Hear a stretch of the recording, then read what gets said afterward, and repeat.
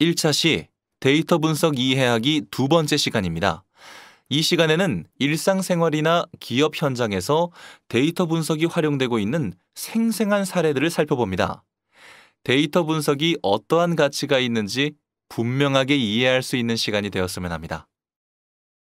여러 업종별로 원래 전통적으로 많이 활용되고 있는 데이터 분석 사례를 보시죠. 제조업종에서도 생산 라인의 가장 결정적인 고민거리는 생산 설비 오작동으로 생산 스케줄을 맞추지 못하는 경우입니다. 기존에는 조사위원들이 주기적으로 소리도 들어보고 장비의 작동 상태라든가 온도도 측정해보고 냄새도 맡아봅니다. 오작동 여부를 기록해가면서 전문가의 감에 의해 고장날 개연성을 판단해서 유지 보수 작업을 하게 되는데, 그러다 보면 불확실한 점들이 많이 있죠. 실질적으로 생산 라인이 멈추게 되면 실제 생산 납기 지연과 클레임 문제가 발생할 수 있습니다. 각종 생산 설비를 사람이 육안으로 관찰하는 것이 아니라 각종 IoT 센서를 부착해서 실시간으로 장비의 작동 상태를 다양한 측면에서 조사할 수 있습니다. 여러 가지 센서 장비로 측정해서 일정한 임계치를 벗어나면 동작에 문제가 있다고 판정을 내리는 알고리즘들이 마련되어 있죠. 그런 센서 장비들의 데이터를 수집해서 고장 이력, 온도, 진동 횟수, 동작 횟수, 용액의 점성 등 고장과 관련된 각종 성비들의 특성 변수를 매칭해서 고장이 났는지 아닌지를 판단해 볼 수 있죠. 그래서 미리 적정한 예측을 통해서 장비가 고장나기 전에 설비를 멈춰서 유지 보수를 신속하게 하게 되는데요. 바로 설비 예지 보전이라고 합니다. 다시 말하면 고장나기 직전에 미리 그것을 예측해서 적절한 생산 스케줄을 고려해서 미리 조치하는 사전 조치 시대가 열리게 된 것입니다. 게임 업종에서도 데이터 분석을 많이 쓰게 되어 있죠. 사실 게임 업종의 핵심은 무엇일까요?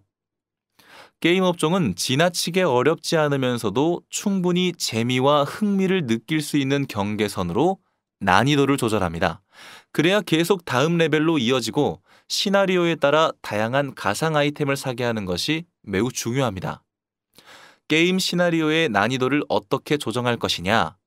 이것도 기존의 플레이어들이 게임을 해서 그 다음 판으로 쉽게 넘어가는지 넘어가지 못하는지에 대한 데이터와 적들의 개수, 무기 종류, 지형의 복잡도 등 기존의 게임 이력을 토대로 분석해서 난이도 조절할 때 데이터 분석을 활용할 수 있겠죠. 또 우리가 게임을 할 때 중요한 것이 아이템이죠. 아이템 종류, 유형, 색상, 가격, 시점 등에 대한 선호 특성을 파악해서 추천할 수 있습니다. 예를 들어 어떤 플레이어의 반지가 있다, 시계가 있다. 그럼 반지를 추천할지 시계를 추천할지, 반지의 디자인을 어떤 식으로 추천하면 많이 구매를 하더라, 디지털 캐시 같은 것으로 구매하더라. 이런 식으로 아이템 추천 시스템을 만들어 볼 수 있겠죠. 기존 데이터 분석을 하다 보면 어떤 특성을 가진 고객들이 어떠한 장면에서 어떤 시점에 게임을 할 때는 어떤 아이템들을 돈 주고 구매하더라. 이런 패턴들이 나옵니다. 미처 게임 아이템 구매를 하지 않은 다른 유저들한테 패턴의 근거를 두고 추천하게 되면 게임의 수익률이 굉장히 올라갈 수 있겠죠. 세 번째는 파리바게뜨의 사례인데요. 파리바게뜨에서 핵심적인 비즈니스 고민점들은 무엇일까요? 파리바게뜨의 핵심적인 비즈니스 문제점은 판매하는 제품 자체가 시간 제한이 있다는 특성을 갖고 있는 것입니다. 오늘 제조한 빵을 오늘 팔지 못하면 상품 가치가 굉장히 떨어지고 내일은 반값으로 팔아야 된다거나 그 다음 날은 위생상 팔면 안 되는 비즈니스입니다. 그래서 중요한 것이 매장별로 식자재나 원재료를 완제품 같은 경우도 본사에서 얼마 정도를 공급해줘야 되는지, 또 매장 점주 입장에서도 얼마 정도를 우리가 신청해서 받아야 되는지가 여전히 고민점들이죠. 그래서 기존의 데이터 분석을 할 때는 판매했던 내역 등을 토대로 시기별로 필요한 식자재나 원재료, 완제품을 공급받아서 팔았는데 이것이 잘 들어맞지 않았다는 것이죠. 그래서 빅데이터 시대의 날씨 예보와 접목한 것입니다. 아무래도 기후 조건에 따라 사람들이 매장에 가기 편한 날씨도 있고 가기 불편한 날씨도 있고요. 춥다거나 비가 온다거나 그러면 아무래도 방문을 적게 할 수 있고 날씨에 따라 선호하는 파리바게뜨에서 판매하는 제품의 종류가 다릅니다. 일반적으로 비가 오는 날은 조금 축축하기 때문에 샌드위치 종류에 대한 판매량이 감소하게 되고 반면에 달짝지근한 도넛 종류가 오히려 바삭바삭하기 때문에 습기, 눅눅한 것을 해소할 수 있는 생리학적인 효과가 있습니다. 이것도 데이터 분석적으로 알아낸 사항인데 샌드위치 종류는 비 오는 날에는 좀 떨어지고 도넛 종류가 판매량이 는다고 하죠. 날씨 예보도 공공의 빅데이터로 활용해 볼 수 있기 때문에 예측해 볼 수 있습니다. 내일 날씨, 그 다음 날의 날씨, 다음 주의 날씨.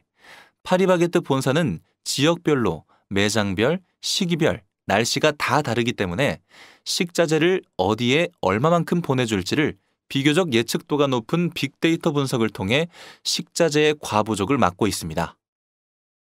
데이터 분석의 어제와 오늘 측면에서 비교해보죠. 기존에는 매장의 입장에서 돌아다니면서 물건을 구매한 다음 계산대에 와서 결제를 하시고 빠져나가는 동안 데이터가 생성되는 시점은 소비자가 바코드로 결제하는 시점밖에 없습니다. 그런데 최근에는 아마존 사례에서도 저스트 투 워크라는 기록이 있는데요. 입장했을 때부터 여러분이 누가 입장했는지를 스마트폰 정보 같은 것을 개인정보 동의를 받아서 넘겨받아서 카트 이동 경로, 카트에 담기는 물품 등이 자동으로 기록됩니다. 그래서 어떤 물건을 몇 개나 집어넣어서 결제를 바로 할 수가 있는 조건이 되죠. 어디에 가서 물건을 넣었다가 다시 빼냈다. 어떤 매장의 진열대에서 오래 머물렀다. 이런 것들을 다 분석할 수 있는 시대가 열렸습니다. 그러면 훨씬 더 이 고객이 어떤 물건에 대해서 관심이 많구나. 어떤 것을 선택했다가 선택하지 않았구나. 그런 호불호 등의 고객의 이용 행태 분석 같은 것을 자세하게 할 수 있는 시대가 된 것이죠. 또 외국인 관광객 만족도 조사도 기존에는 1년에 한두 번씩 공항에서 출국할 때 무작위로 외국인 관광객의 표본을 선정해서 조사를 했는데요. 출국하는 사람의 마음이 바쁘니까 설문지도 몇 장 조사를 못했겠죠.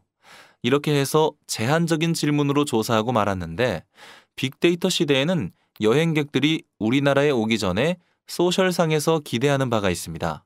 그리고 여행을 한 다음에 자기 나라에 돌아가서 여행해 보니까 어떻다는 평가 내용을 그들의 언어로 소셜상에 올리게 됩니다. 그 소셜 데이터를 크롤링해서 가져온 다음에 텍스트 마이닝으로 분석해보면 아주 생생한 기대감, 만족도 평가 내용을 볼 수 있죠. 이렇게 1년에 한 번씩 하는 표본 조사 형식의 연차 보고서가 아니라 최근에는 실시간으로 오기 전에 그들의 기대, 그런 것을 분석해놓고 여행한 다음에 그들의 평가 내용을 분석해 볼 수 있겠죠. 예를 들어 인사동 지역으로 분석해보면 인사동에 대해서 사람들이 무엇을 기대하고 무엇을 불만족스러워하는지 이런 것을 알 수 있기 때문에 관광협회에서도 소셜 데이터 분석의 리포트를 정기적으로 서비스하는 이런 비즈니스가 생긴 것입니다. 그래서 그것을 지자체별로 서비스해서 구독하게 하는 프로젝트나 신규 서비스들이 상당히 많이 진행되고 있고요. 질병 치료 관련해서도 아주 재미있는 사례가 있죠. 실제 의학 논문이 매일 3천여 편 정도 전 세계적으로 만들어지고 있다고 해요. 의사들의 생활을 다루는 미니 시리즈, 드라마 같은 것을 보시게 되면 의사들이 아주 치열하게 환자의 안전과 건강을 위해서 활동을 하고 있지 않습니까? 한마디로 말씀드려서 의사들이 논문을 읽을 시간이 없다는 것이죠. 최근에 발생하는 희귀 질병이라든가 사회의 복잡도가 올라가면서 발생하는 여러 가지 성인병들을 진단하고 처방하고 조치하려면 최근 논문을 읽어야 하는데 읽어볼 시간이 몇 시간밖에 없다고 해요. 그래서 IBM의 왓슨이라는 컴퓨터에 의학 논문들을 수십만 건을 다 학습시킨 것이죠. 질병에 대해 진단 방법, 원인, 처방, 약효 등이 자세히 수록되어 있습니다. 논문에 기록된 키워드를 텍스트 마이닝으로 읽어드려서 왓슨에 이런 키워드들이 다 입력되어 있는 것이죠. 그래서 의사들이 환자를 문진하면서 증상을 입력하면 증상 키워드와 매칭되어 있는 원인, 질병명이 의학 논문에 의해서 연계된 패턴이 나오고 원인, 치료법, 약물 복용 등에 관한 빅데이터가 들어가 있는 서비스입니다. 아직은 법 제도적인 면에서 활성화되어 있지는 않습니다만 실제 대형 병원에서는 이 왓슨 서비스를 참조해서 많이 진단을 내리고 처방하고 있다는 사례입니다. 연관 증상에 대한 추가 정보를 제공하고 있어 종합적인 치료가 가능하겠죠? 이상으로 두 번째 시간을 마쳐봤습니다.